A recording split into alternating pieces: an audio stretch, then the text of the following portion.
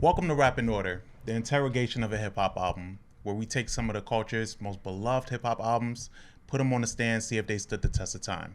Now let's see who we got on the stand today. Welcome to another episode of Rap in Order. I'm First Class Regg. And I'm Taurian B. Man, how can I get into this album?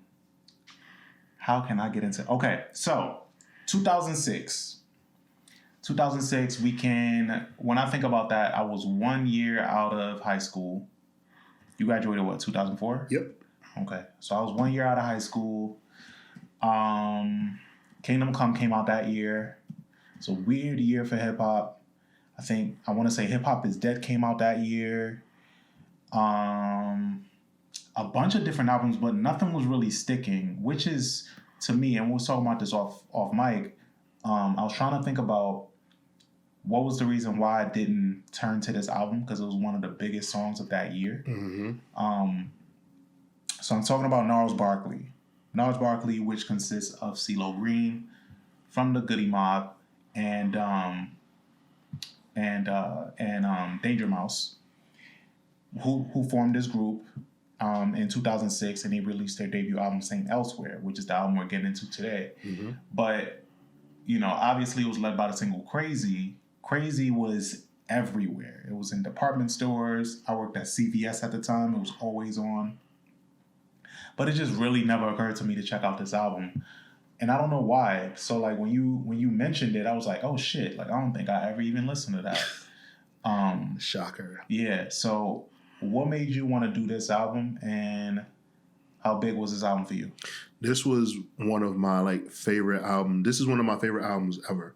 So in 2006, I was my music palette was expanding. So I was getting into more different kind of sound of music. And I heard this song on the radio, and I had no idea who it was. I was like, yo, what the fuck is it? I was living in Atlanta at the time, so this was on V103, so it was on a hip hop station. So I was like, what the fuck? This I never heard nothing like this before. It sounded, because it sounded like jazz, funk, and they was like, this is from Gnarls Barkley, and I was like, that's an interesting name. I wonder, is it a play off of Charles Barkley? Mm-hmm. So then, I went on the internet and tried to figure it out, and I just found all of these weird stories about Gnarls Barkley.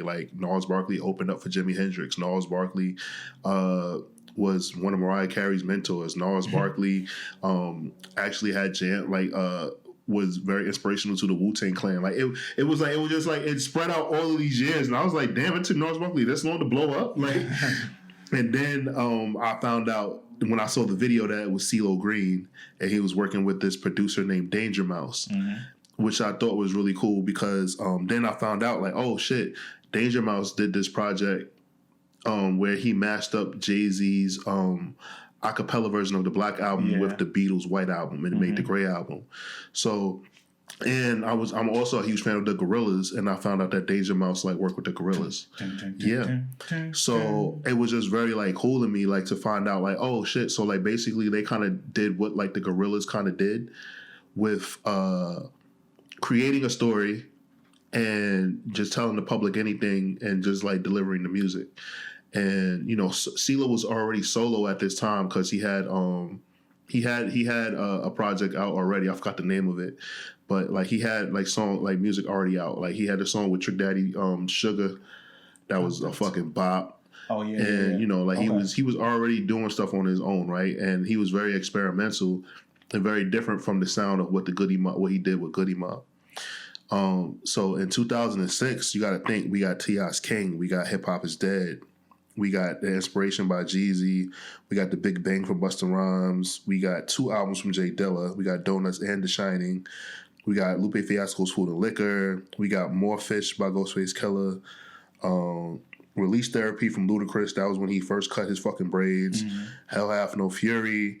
The Doctor's Advocate from The Game. Like you said, Kingdom Come from Jay-Z. The Blue Carpet Treatment That's an album I live with a lot too, from Snoop. And then we got Idlewild, and that was like our last like official album from Outkast. Mm-hmm.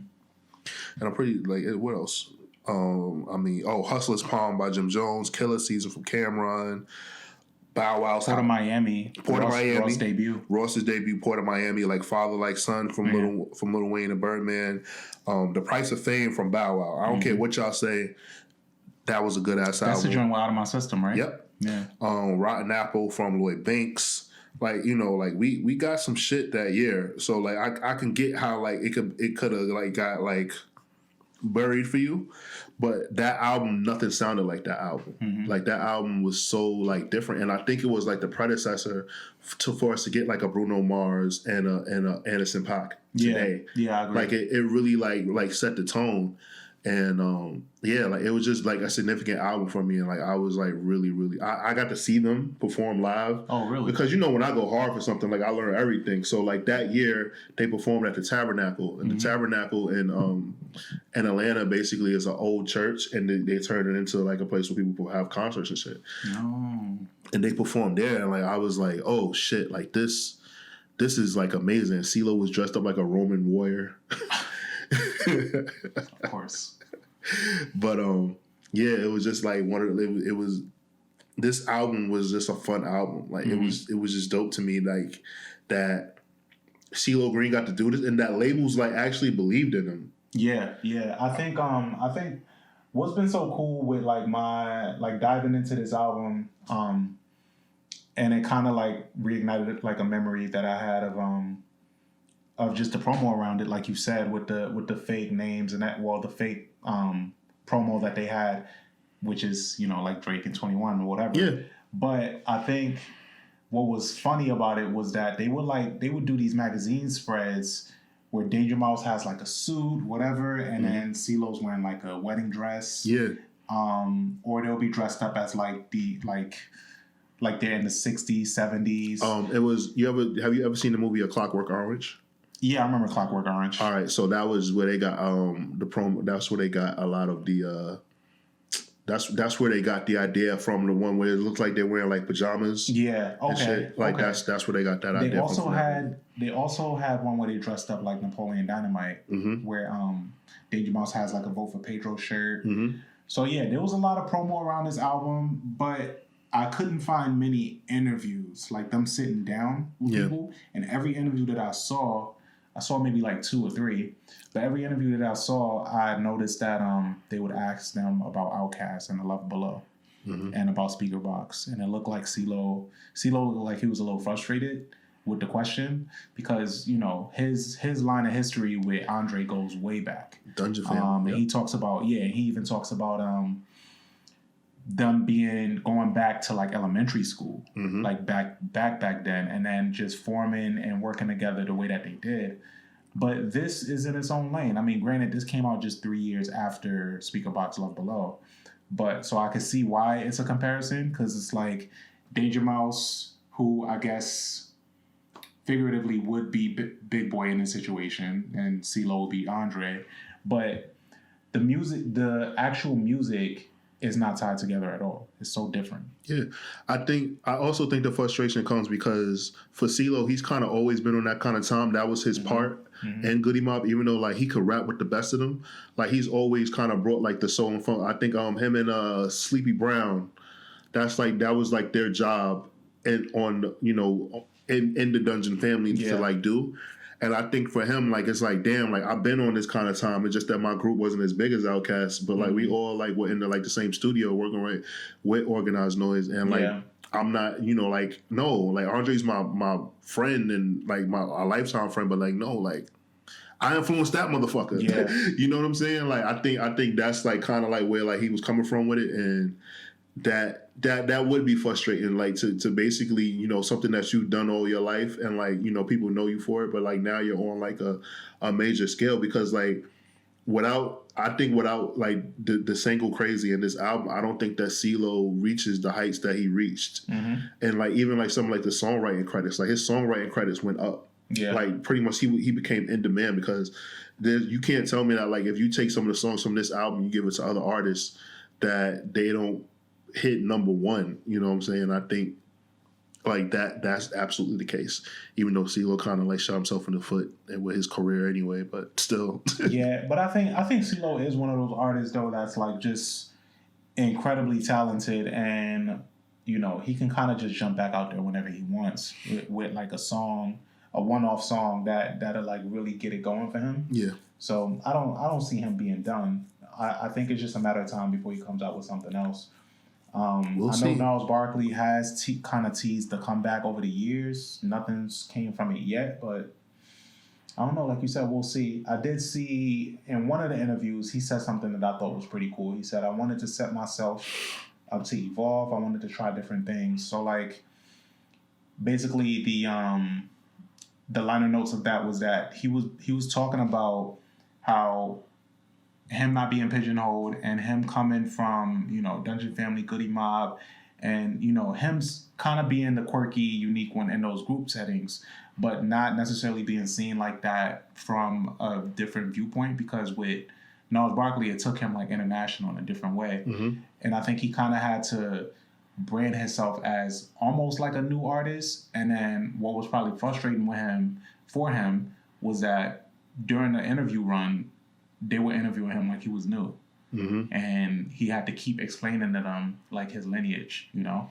Yeah, I mean, but you got to think about it. Like this was because like Goody Mob was only in hip hop, so I kind of understand like the interviewers, because now like he went from being only interviewed by like The Source and like Rap Pages and Double XL, right, to then like being interviewed by Blender. Yeah, the interview actually the interview that I watched was a guy that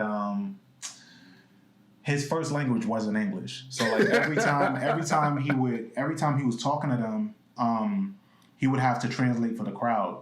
So like while they were talking. Yo, that like I definitely get that. And then people forget like Cee-Lo is still from Atlanta, Georgia. Mm-hmm. So, you know, they got they hot heads down there anyway. Mm-hmm. But I just think that also you gotta remember this.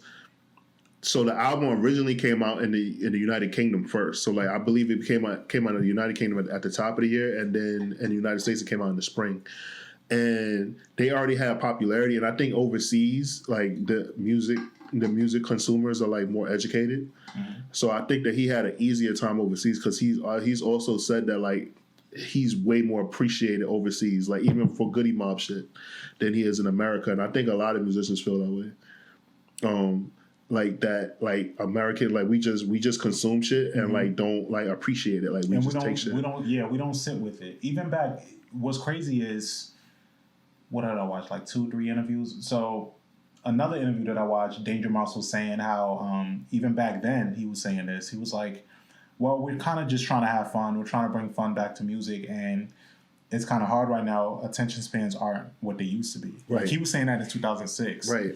And now it's really hard. In the somewhat Vine era, well, it's not Vine era anymore, but I say that because Vine was 6 seconds. Vine taught that. Vine started that, but it was 6 seconds.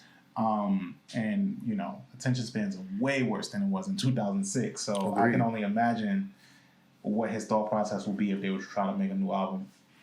I agree. Like I said, I really, really, really love this album. Like I really lived with it, and I just had like I was like a kid in the candy store in 2006 with all like the different kinds of like music I was getting into. Yeah. I was really huge into like Fall Out Boy. They were like one of my favorite rock bands. Mm-hmm. So like I was really like diving into music, and like all this album did was like making me like dive into like Parliament. Okay. And George Clinton. Yeah, I love Parliament. And like understand, like know that fucking Rick James was more than just I'm Rick James, bitch, and Super Freak. Mm-hmm. And like listen to his old shit.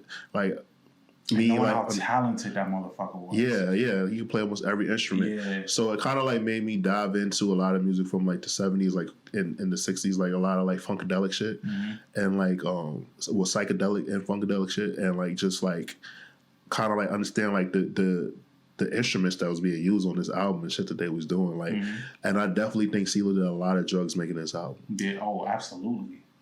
I wonder what Bruno Mars' next era gonna be, because he's done the 90s, he's done the 70s, he's done the 60s, and he did the 50s. Yeah. So I guess we get in the 80s. He hasn't really done 80s. I mean, he just legit might just do coke on the stage. Yeah, like you think about he did 50s with the whole like you know what I'm saying doo-wops and hooligans. Doo-wops and hooligans. Like he's done that era. Mm-hmm. I feel like he's like the 70s was done with him and Anderson .Paak. Yeah. Right. So I can't speak for the 60s. He did the 90s. He definitely did the 90s. So yeah, next is the 80s. Yeah. Yeah. Right. We'll see. So we'll probably get maybe more rock, maybe more. That would be cool if he do some rock. I think he can absolutely do it. He could do it. Get on his Bruce Springsteen shit. Yeah. You know, be like the boss.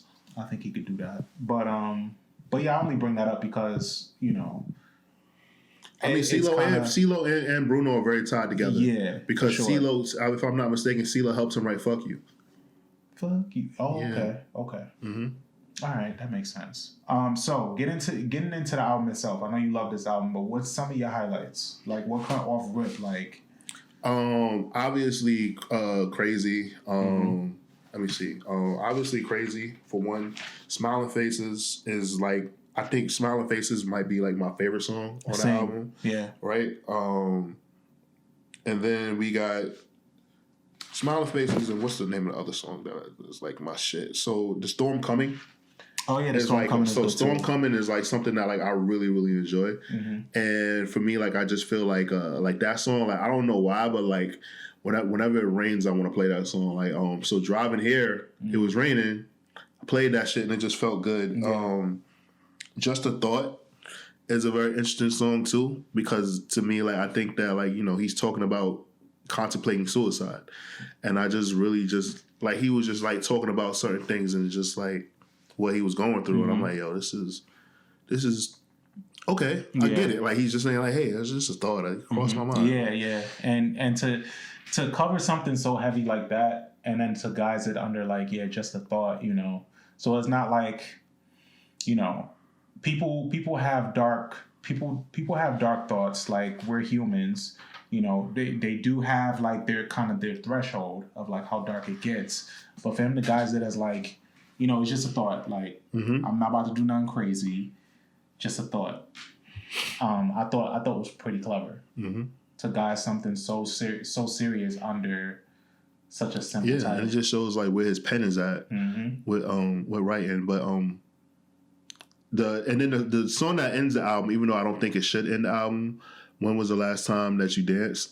I like to dance like Elaine from Steinfeld to that shit. I just feel like you're supposed to dance to that shit with like no rhythm. Like you're just supposed to just throw your hands up and just like make movements and shit. Like I just feel like that song right there, like for me, like is like such like it's like something that you play like at like weddings and shit like that. Like you play it and like everybody like you know white people won't get up and dance to that shit. Like that's like the kind of like funk song that like white people get up and dance to, and like they start telling you how much they love Jimi Hendrix and shit. Shout out to Jimmy. Yeah, man. So yeah, I truly like this album. Like I feel like this album kind of like brought people together because it's like if you like hip hop, you're gonna be interested, right? If you like other genres of like rock, different like sounds of like punk, like alternative pop music, like it brings everybody together, right? And like I felt that way like when I went to the Tabernacle in Atlanta, and like I was kind of like I wasn't nervous because like I at one point in my life I did go to school like white kids and stuff, but like it was just like it was a very like eclectic group. Like it wasn't like common. Like I'm thinking, I assumed I would go there and see a whole bunch of people that were like Goody Mob fans, but I was like wondering like how this would go because like it doesn't sound like Goody Mob. But how did you? So you heard Crazy and you sought this album out yourself? Yes. Okay. Because I liked it so much, like I couldn't stop thinking about it. And like back then, like so I worked at Lenox Mall and I worked at Lady Foot Locker, and we were next door to a FYE. So there was no like. So I used to work like 10-hour shifts. So like it was enough for me to walk over next door and be like, yo, when you getting this album? When you getting this single? Ask some questions or whatever like that. And like they were all like this was back when like they used to like get like info and packages from like the labels, like so I was like, yo, like there's this song on the radio that's crazy, that's called Crazy by this guy named Gnarls Barkley. Like, do y'all have the single yet? Is there an album coming? And like this dude like just tell me like, oh, Yeah, I don't know much about them, but like, yeah, they're a group. It's a duo, and like, yeah, it's out in the UK, but like, we'll get the single next week. So I was buying CDs and shit like that, and then I started just like getting music off iTunes as well. But yeah, like, it just made I was just interested. Like, I could not get crazy out of my head. Like, I was like fucking mesmerized. Like, I was hypnotized. There you go. I was hypnotized by that song, and I just had to like find out more about it. It's a special song. I think because it was so big. Once you get to that level where they playing your song in CVS, it's like you a different level. And I was working at CVS when this song was out, and I was in college.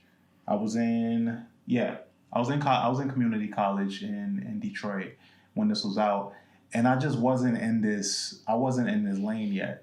Like, I was still super super hip hop, and I just didn't delve. I didn't venture out. So like, even though and I say that to say, even though I like this song, I didn't seek it out. You know, I've become more proactive with like my music as I'm an adult now. Before, it was just like I would listen to some shit and it's like, oh yeah, that was cool.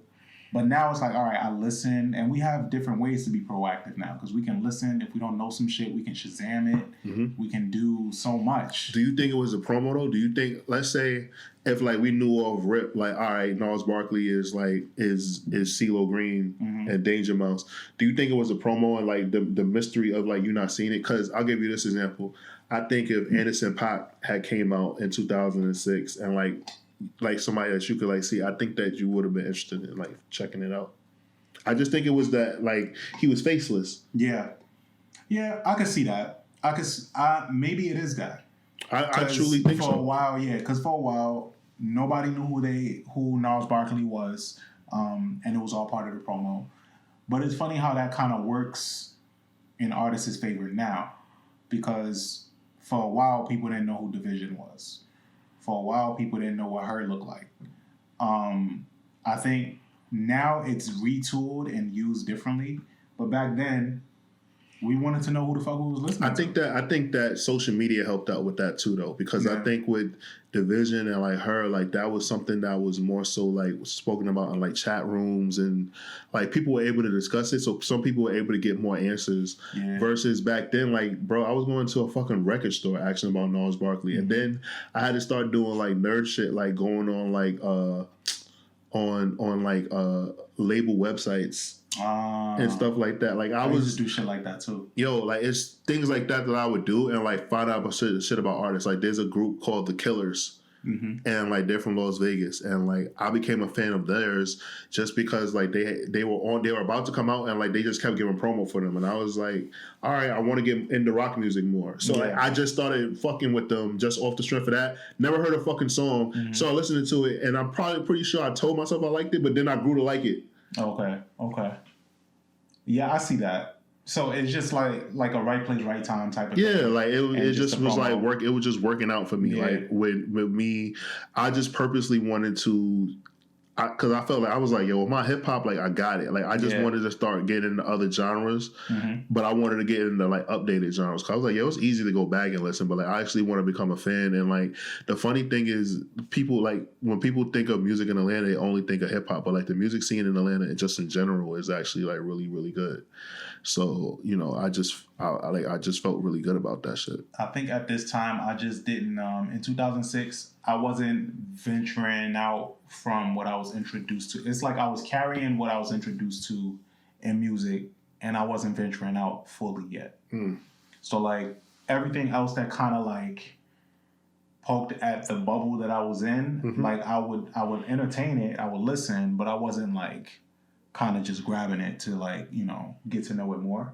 But when you recommended this album, I was actually excited to get into it, and I have quite a few highlights on here. So you named some of your highlights. I think mine are similar. Smiley Faces was one for me. Gone Daddy Gone was like kind of odd because it's kind of it's because it's catchy. But it's like the subject matter is so dark. It's so dark, but it's catchy. And then there was another one that I saw. Oh, Go Go Gadget Gospel was I don't know. I wasn't too sold on that one at first. And it wasn't until I heard the instrumental, because the album actually ends off with the instrumental of that song. And I went back and kind of Danger Mouse, man. the way I listened to it. He was blacking. Yeah. Danger Mouse is really awkward in interviews too. Yep. Because he don't like to talk about the shit that he does at all. But there's some good moments on here. I mean, Crazy, obviously, that's a no-brainer. Feng Shui. Feng Shui. Is that Feng Shui? Yeah. Okay. That is Feng Shui. Mm-hmm. Yeah, Feng Shui is a good one. And Transformer. Yo, I mean, also the opening track, when I think about it now too, is really good. Mm-hmm. And like the way it starts off is like it's like comes like blaring through like the whole tape and everything like that. So yeah, Go Go Gadget Gospel is like a great opener for it. Do you have any like low points on the album for you? Yeah. Let me see. I want to say the Boogie Monster. So this is my thing. So the Boogie Monster, like there's two songs on the album that sound alike, and I'm like, what's the point? Like it sounds alike, and it also sounds like he's telling the same story, in my opinion, right? So it's the Boogie Monster, and I'm gonna butcher the name of this. Number 12, the Necromancer. Yeah. Mm-hmm. They both kind of like give me the same vibes, and I was just like, is he just like just doing it in like a different way or a different approach? But it just seemed to me like that way. But like those two songs are like songs on the album that I kind of like didn't need, because like I'm like the album already has a dark tone. Like I liked it. I like more so like of the metaphor opposed to like being directly dark. Yeah. So I was just cool with that. Like you know what I'm saying? Like where I'm like, wait a second, is he? Versus, oh shit, this is dark, you know. So that was just like my take from it. Also, like it is more so like that like I wish that they would have had some features on the album. Yes, you know. Okay. So think about 2006. Who would have been ideal for like features for this album? Andre would have been a great one. I feel like that would have been a no-brainer. I would have liked to have heard like his people on there, like Sleepy Brown on there as well. I think that's such a no-brainer that he didn't want to do it. I think that he really, really wanted to like separate himself and like do something on his own or whatever like that. Yeah. But just like them, I mean, shit, I wouldn't have minded hearing fucking George Clinton. In Parliament, Isaac Hayes was still alive. Yeah. I'm not talking about like rap. I'm talking about like people that he could have got. Like I get like he was inspired by them and like he could probably just want to do his own thing. But like even the fact of like, you know what I'm saying, Isaac Hayes was alive. Mm-hmm. You know, like there's a lot of people that he was inspired by to make this project that was still alive that I would have liked to have heard on the project. Erykah Badu probably would have been great. All the people that was like they were claiming to be close friends with in the promotion of it. They really should have reached out to work with. No, it would have been hilarious to hear Mariah Carey on this album. Yeah. I don't even know how that would have fit. But yeah, like the fact, you know what I'm saying? Or like maybe if we would have got like an appearance from one of the Wu-Tang members on the album because they said that they was closest to them. It just felt like the album, it just felt like it was missing something as far as that. And I think features is like the thing that it was missing. And I really would have liked to have had some, some other features or shit, even like some remixes later on or whatever like that. Like this album, like literally lives in a capsule by itself. But it was such to me, like it was just like an outlier of all the albums that came out in 2006. Because by 2006, a lot of things were becoming uniform. Yeah. And like the sound was like sounded a certain way, and this album was so left field. Like I believe that they were nominated for Grammys, but I don't think that they like took home. I know Crazy was nominated a shit ton. Yeah. I think they took home some Grammys, but I don't think they took home the big Grammy. But like I was just really like in love with this album. Like I don't know how many times I could say that. Like till this day, like there's certain tracks that I listen to this album and I'm just like it puts me in a good mood. I was surprised by the listen. It was nominated for Album of the Year actually and Record of the Year, but it didn't win either, I don't think. But no, so I was very surprised by this. Did you check out their second album in 2008? The Acapulco, of course I did. Yeah, I was already locked in. It wasn't as good as the first album, but it's still a good listen. The Odd Couple was still good. Like it actually like it was funny because like there's a video for the lead single and it's pretty much like them like being they were in like all these like historic events like when JFK got killed, the moon landing, like that what the video was about and everything. But I think Cee-Lo just like his schedule became too hectic and Danger Mouse like really started going like hard working with the Gorillas and stuff like that. And then Cee-Lo started hosting was it America's Got Talent or The Voice? No, The Voice. He was on The Voice until he wasn't on The Voice anymore. But yeah, I think what's crazy is you probably haven't even heard this album to its fullest potential yet because you don't do psychedelics. And it's specifically made for that. I mean, oh well. But I'm just saying that's just funny because you love the album so much already and your soberness. That like if you were to do psychedelics, like imagine how you would feel listening to Ladies and gentlemen, Regg is trying to encourage me to do drugs on psychedelics. It's a better word. Psychedelics. Tell him I'm bald. Yeah, it's a better word. I just think it would be funny it would be an experience. You know, my worst fear is that I do psychedelics and I just end up somewhere naked. Like and I'm saying all of this like I've done it. I haven't done it, but I'm just saying this album is specifically catered to that type of ear. And I think when you have such an affinity for it and this sound, if you haven't done it, and mind you, I love Jimi Hendrix and all these people that make music for that type of sound. Yeah, but I mean, you smoke weed, so like that works. Nah, I don't smoke like that. But you still do. No, I've never rolled up weed except for when I was in Amsterdam in my life. I've only smoked in like groups when it's passed to me. I see what you're saying. No, I was just saying like I've never even bought weed. Like, you know what? I've never bought weed. I've smoked weed as well, guys, but I've never bought weed. You don't even ask me to roll up. Yeah. You know, I smoke a cigar though. But yeah, like no, I just assume that because you smoke weed, that there's been times where you smoke and like you listen to music. Yeah. In the past, yeah. Okay. And I listen to it, but I can't tell you the last time I smoked weed. It's not even. But I know, and I say that to say like, when artists like Wiz or Currency, and I love both of them, when they make music, I'm like, well, if I was a weed head, I know this would be like next level for me. All right, so I guess I do have one up on you. While we did the How High, when we did what was the name of that project that they have? How Fly. How Fly. Yeah. When we did How Fly, I had a weed pen and I smoked the weed pen while I was Oh, okay. All right, yeah. So something like that, it definitely elevates. I am more edgy than Regg. It elevates the experience. So you're right. Yeah. I just think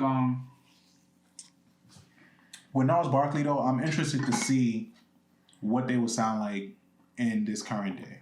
I think their music will be digested a lot better, and they'd be able to market it a lot better with the seriousness. Of course, they'd be able to market it a lot better, and I also think that like I feel like there will be more people like wanting to like. Well, I'm pretty sure like Cee-Lo will open it up, but like there's so many people that like I feel like Anderson .Paak has to have some kind of like. He gotta have some type of say in this. Something. Bootsy Collins, like that's what I'm saying. Like there's like there's a lot of like people that like need to like work. Shit, even fucking John Mayer, man, get John Mayer in that motherfucker. John Mayer would be There's a lot of people that like you can get in there to just work with them and everything like that. So you know, like I think there's a lot of possibilities. And if Mac Miller was alive, oh man, yeah, Mac would love to work on this project. Get some Thundercat on here. Oh my goodness, Thundercat. Oh my God. They come on now. They haven't tapped their potential, man. Do the right thing. Yeah, you're right. Your man D'Angelo.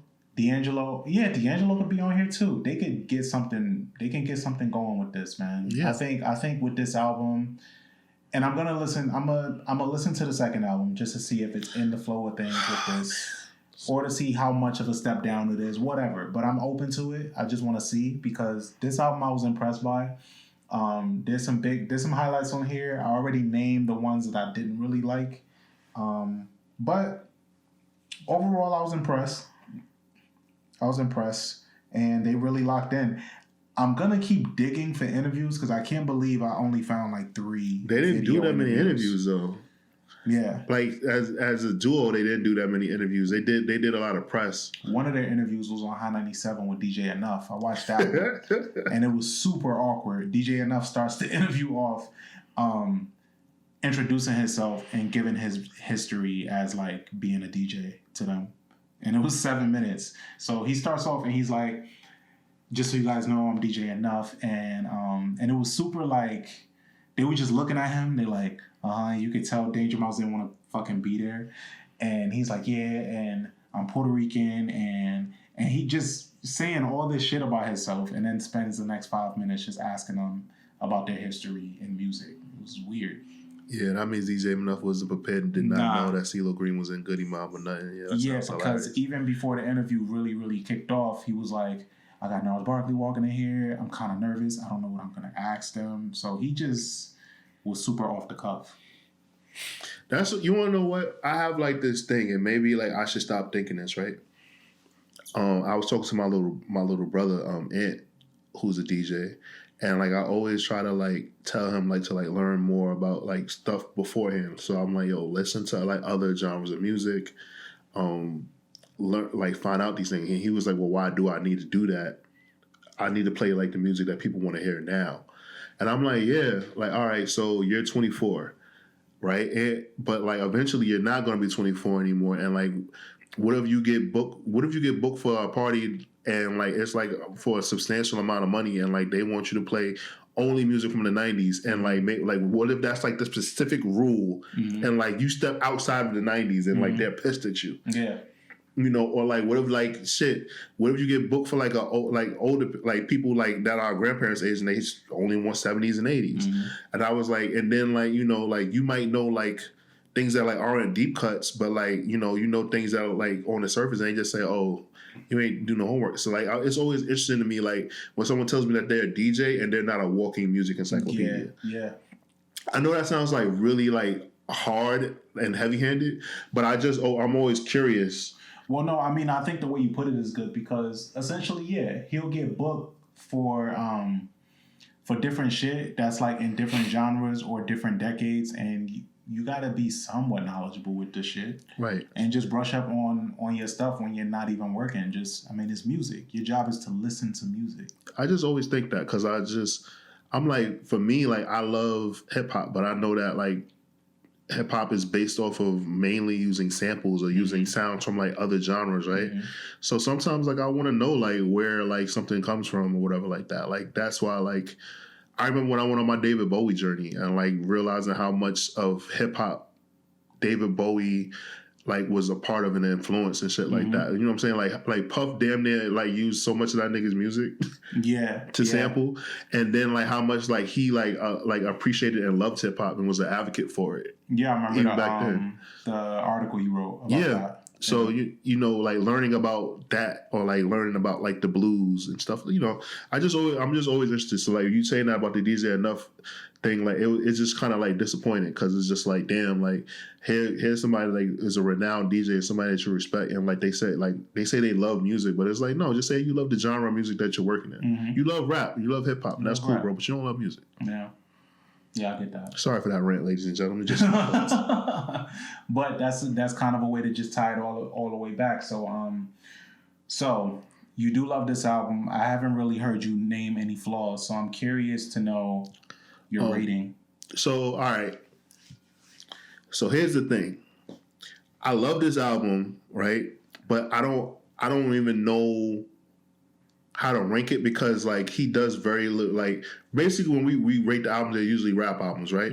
This album is not a rap album, but it still fits into the rap family because of who the lead vocals are. Yeah, because of Cee-Lo. He does some rapping on the album, right? But I give this album a 4. Because like you know it has replay value for me. The lyricism on there is amazing. The production is great. I did wish that like they worked with other artists on the project, but it's just not something that like I feel like was definitive. And maybe like I need to start championing this album more because there's so many people. Like we talked to our friend Robbie Digital, shout out to Rob, before we did this episode, and like he was like, yeah, I never listened to it. Like I heard Crazy and it was cool. Like for some reason, like I feel like people didn't feel like there was an urgency to listen to this album. Yeah. And like we came to the conclusion that it had to be because people didn't know that it was Cee-Lo Green until like later. Like it was something that was like, oh shit, word, that's Cee-Lo.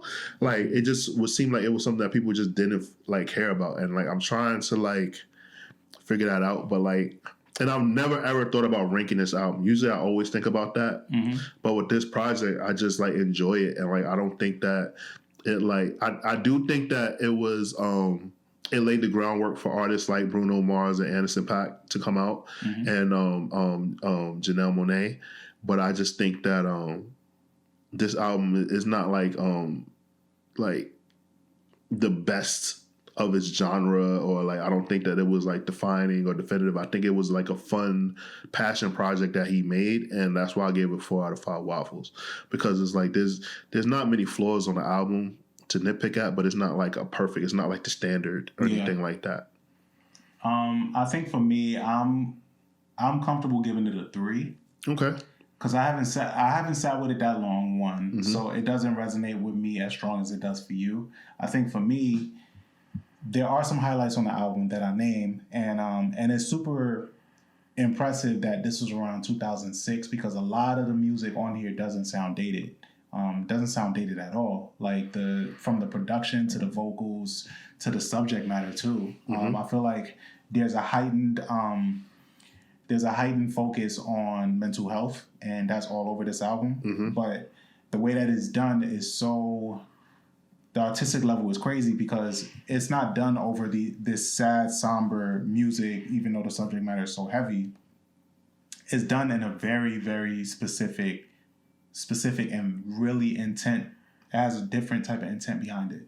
But for me, I'm comfortable giving it a 3. I think with Cee-Lo, and like how Rob said, like, yeah, I heard Crazy and it was cool, I didn't want to like seek it out. Cee-Lo, even though I respected him, and I do respect him in the hip hop community, he wasn't a name at the time that I would see attached and it would make me run to something. I don't think he never was that for me. And then added to the mystique of this album, where it was like, I don't even know who Gnarls Barkley is. Buried in everything. Yeah. So like it was just like, I don't know, 2006. It was crazy. Jay-Z came out of retirement. Like I was super like still hip hop focused. Lupe Fiasco debuted that year. So it was just like, I don't know, a lot of shit that just didn't penetrate like what I was listening to, or make its way through what I was listening to, or if it didn't make it on soul.com or Hip Hop DX, I wasn't seeing it. You wasn't seeing it. Yeah. Nah, for me it was opposite, because I was like Dungeon Family obsessed. And so like I was just like I just thought that the Dungeon Family was like the greatest. It was like down south Wu-Tang Clan, but like they were like, the Wu-Tang Clan was just full of rappers. Dungeon Family was full of artists. And I think that's like a huge thing that was like really like fascinating to me. And like once I realized like, oh shit, like this is Cee-Lo, like he's finally gonna get his shot. Cause like, you know, like I think that like Cee-Lo was a standout member of the Goody Mob, but I feel like, you know, like Big Gip was like more so like out front. And I forgot I can't get his name right. I don't want to mess it up. But yeah, like Big Gip was like kind of like more so like the more famed member of the group. So, you know, I just felt like I wanted to support it, and I was happy for him that like I knew he was going to be like more crossover. Was it Rico Wade? Or no, Rico Wade was at Organized Noise. So yeah, Big Rube he's a part of the Dungeon Family. Let's see, Slim Calhoun part of the Dungeon Family. We got see, like they don't talk about Cujo. Yeah, there you go, Cujo. So Cujo was like the other, but that's the one who lost his leg. Okay. Yeah, he's the one who starts off their song Release Therapy. He's the first. He's the lead. The first verse. Okay. So yeah, like I just, you know, like I said, I just thought that I just wanted to support Cee-Lo. Yeah, no, I get that. And for me, Dungeon Family, I wasn't Janelle Monáe's in the Dungeon Family? Yeah. Dungeon Family, yo, look at all these members of Dungeon Family. Corrupt? I didn't know. I didn't know that either. Oh, wow, Joy? You learn something new every day. That's crazy. I remember Joy. You remember Joy, the singer? She was the one that took over for Dawn when she left Lucy Pearl. Ah, okay. Yeah, she took over for Dawn, but Lucy Pearl didn't make it that far without Dawn. And I was a Lucy Pearl fan. Anyway, this album I'm comfortable giving a 3. I am gonna visit and try to see what their second album was about. I encourage people to, if you're into Anderson .Paak and Bruno Mars, well, I won't even set it up on that standard. Not like that. I don't want to compare them. But if you're into like the psychedelic type of music of today, I would challenge our listeners to listen to this album from 2006 just to see how it's came, just to see how far it's came in a genre, I guess you could say. And for that neo soul sound. Okay, I'm cool with that. Yeah, so if you like this album, let us know what you think. If you have listened to this album and you don't fuck with it at all, you can let us know that too. I'm First Class Regg. And I'm Taurian B. We're out of here. Catch you next time. These are their stories. Dun dun.